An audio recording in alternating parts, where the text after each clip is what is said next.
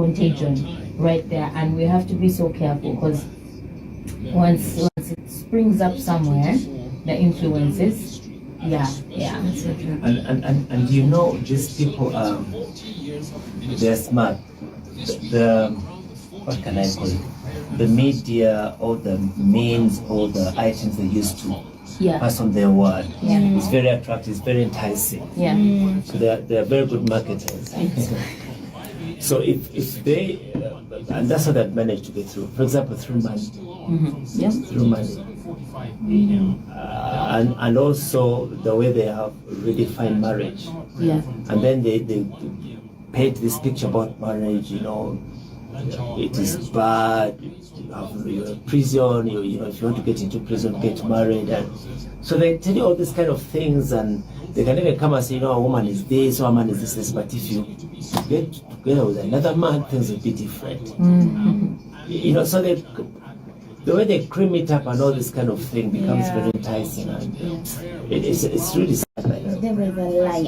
And for me, I do believe social skills. Yes, I agree. But I'm not scared, but again, I am careful. I'm so careful. If I see this guy getting, so I say, what do you want? You know, I mean, because we have to be careful. We have to be careful. Very, I agree. I believe it can happen to anybody. We just need to be alert. Yes. Just need to be alert. And like you said, the media has a lot to do with this. A lot of when you read some of these stories, and you just have to be mindful about what we're doing online, because there's that dark web, there's all these underground online communities where confusion happens. You know, instead of your child asking you the question, they're asking someone on the internet. And there are people out there who are so willing to start sending, you know, they have the money. Yes, they do. So they will send your children the drugs to start experimenting this and that. If they have the same questions that they did, they want to grow their army, because that's the only way they're going to multiply, you know. They're going to multiply, and yes, it is a spirit, and the influence of the devil is great in that area. We have to be so careful. It's really sad, by the way. It's a serious matter. I feel like parenting in this age is going to be more difficult than than our parents' generation. My goodness, foreign as exposed to stuff. I believe the what can I call it? The ingredients or the catalyst should be love. Love. To try as much as you can to love the kids. That's the only thing. Present love, let it be loud. Yes. Very, very important. You know, when we were growing up, I don't know for your kids, I mean, parents never said I love you. I knew my father loved me to the bone. But there's no day of my life in relation to me, I love you. Never.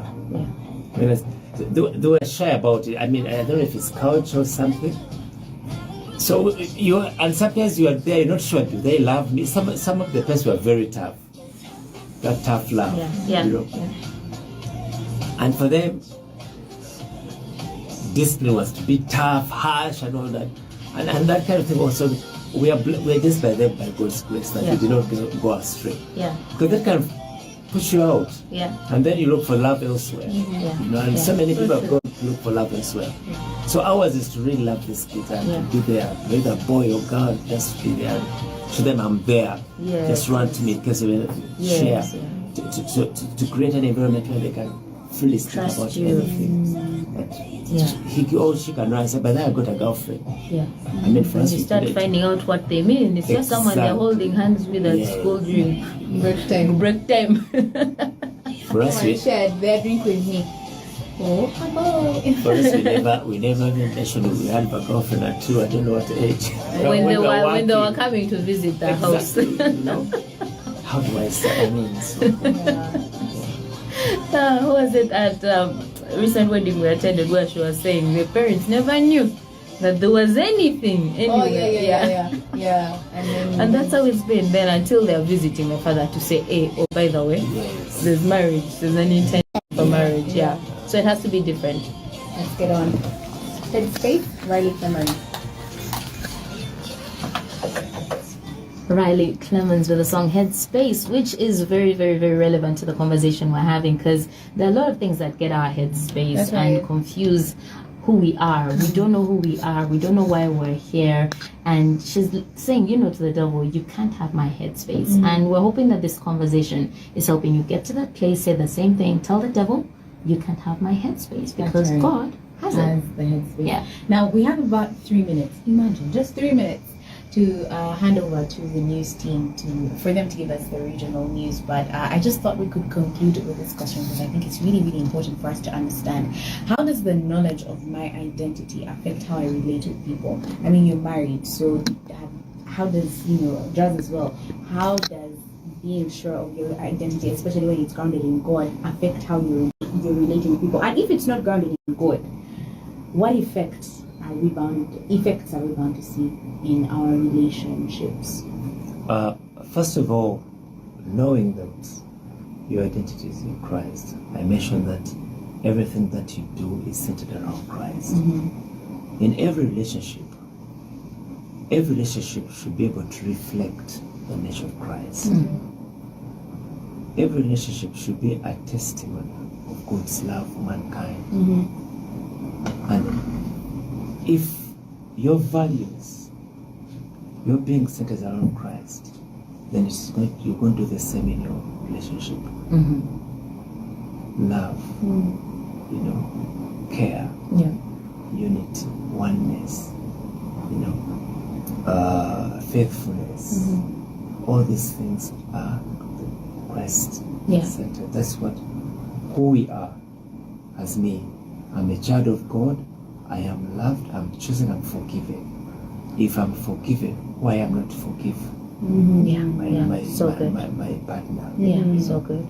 If I'm loved, why am I not to give love? Exactly. And when you're loved, you have that confidence, and you love yourself, and then you're able to give love, because you can't give what you don't have. You see. But if I know I have a God who loves me, and I am beautiful and wonderful, made, I'll be proud of myself. I will love myself. I will love everything about me. So I'll be full of love, and I'll have love to give away. Then I'll be able to love. I'll be able to care. And then God expects us to have that unity in our relationship, especially if it comes to marriage. And then there'll be that unity between me and my spouse. And even before marriage, just relationship, dating, and all this kind of thing, you will avoid the mistakes that we end up doing if you know who you are in Christ. If everything around you is centered about Christ, all you're doing is great, then you're able to avoid these things that we do, sexual immorality, the drugs, and trying to look different to be pleasing to the other party. And I just to illustrate what I'm saying, I have a friend of mine, very close friend of mine. I've been married for so many years. Fell sick to go on drugs, and the drugs changed her appearance. Okay? But because the husband identified the wife with beauty, she was a nice, slender girl, very beautiful. When this lady, whom they've been married for over 10 years, lost the shape because of the medication, they walked into the marriage. Oh, unfortunate. Sad. Unfortunate, So you can imagine that kind of thing. But if he knew, if his identity was in Christ, and he knew who God says his wife is, he would have valued her. Yes, absolutely. Wow. That's a sad story to conclude, but a good lesson for us. A good lesson for us. And I think one other way I'll put it is this way. There's a principle, Imago Dei, the image of God. Let's look at people, as I find my identity in God, let's recognize that everyone else's identity is in God. Look at them through God's, as God sees them, and there we'll see these issues affecting us. Decent. That's right. We'll be handing over to the news team. Thank you so much. Thank you. Mr. Darlington, for your time and for your wisdom.